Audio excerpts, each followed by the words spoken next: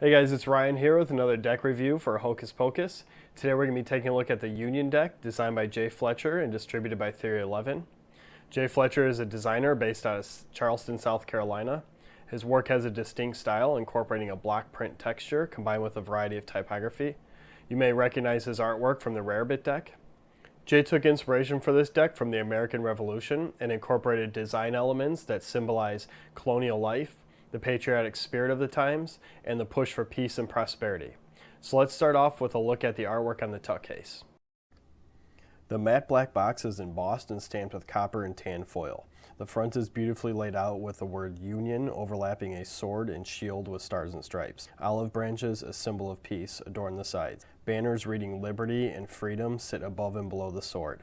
Theory and 11 are stamped in copper foil above and below the banners. The corners are filled with alternating copper and tan foil stripes. The entire design is enclosed in a copper foil border with playing cards, straight and true, and the only and original printed along the border. The sides feature a copper foil box with stars and stripes surrounding an oval, with the manufacturer's information on one side and the other side having from the studio of Jay Fletcher.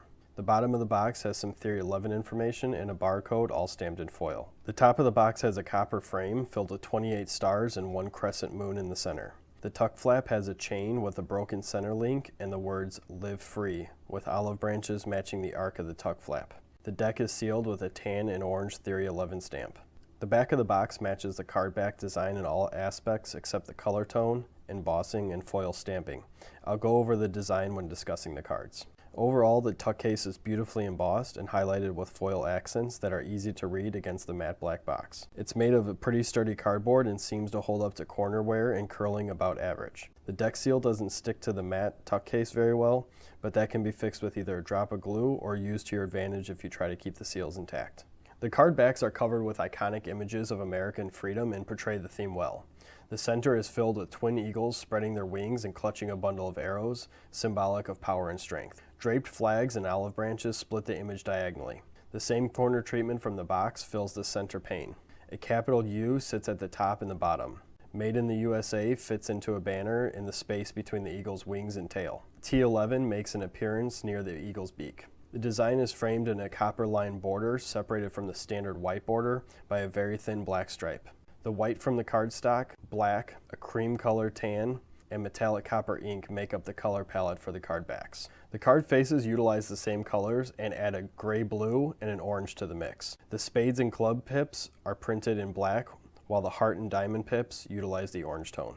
The number cards showcase the customized pips best. The spades and clubs are designed with a floating base, and all the pips appear to be wider than they are taller, giving a heavy and stocky feel to them. The font used for the indices is blocky and thick, matching the feel of the pips and the thickness of the outlines in the court card artwork. The courts are completely customized and designed in a style consistent with other Jay Fletcher designs, including the Rarebit deck. You won't find fine line detail here, rather the bold colors and thick lines convey the characters and imagery matching the colonial theme. Your standard sword, axe, and scepter are replaced with drums, pitchforks, bulldogs, caged owls, flowering branches, ink and quill, Union-built safes, roses, bottle of poison, a quiver of arrows, wine, lanterns, and a rucksack to name a few. Unique and period headwear adorns the royalty and adds another theme-consistent design element.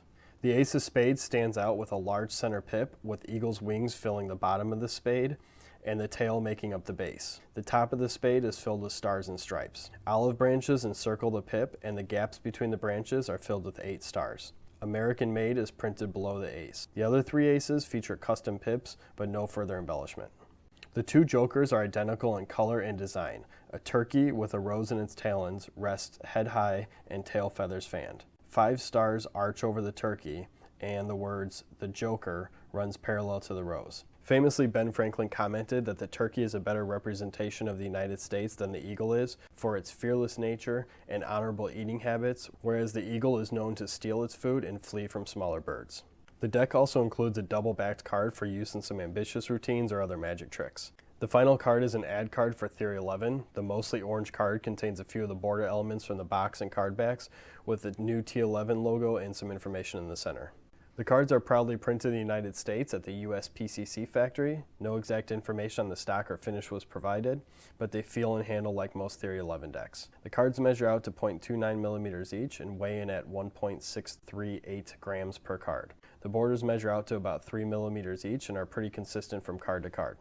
The finish is your typical air cushion and provides a nice glide to the cards, resulting in consistent and smooth fanning. As a collector, I really appreciate the art and theme of the deck, as well as the flashy box design. The custom quartz, orange color, and quirky jokers all score high in my opinion. They are not limited editions, however, Theory 11 usually makes a slight modification when reprinting, making their V1 decks slightly more collectible. Cardists that like USPCC decks will appreciate the familiar feel of the cards. The colors show well, and the orange on the faces of the cards provides a nice contrast when flourishing. Magicians that use custom cards won't be let down by these. The indices and pips are easy to read in fans and spreads. The white borders match the white of the card faces for hiding reverse cards. The flashy back design might even draw a bit of attention to the cards and less on your hands. These cards are equally suited for gameplay. The suit and value are easily read with a quick peek, and the quartz read correctly. The classy colors and bold design will garner some extra attention and surely be appreciated by any patriotic poker player. So overall, I think Theory 11 and Jay came out with another amazing deck of cards. The customized quartz, the colors, and the foil stamp box are all reasons this deck belongs on your shelf. Personally, I'm a fan of the customized art cards, and the more the theme is carried through the elements like the box, the back, the pips, and the court cards, the more I end up liking the deck, and this one obviously fits that bill. I highly recommend this for the card players, cardists, collectors, or anyone else that has an appreciation for the past. So click your way over to hocus-pocus.com and put a few of these in your cart before they become a permanent part of history. Thanks for watching, and stay tuned for more reviews.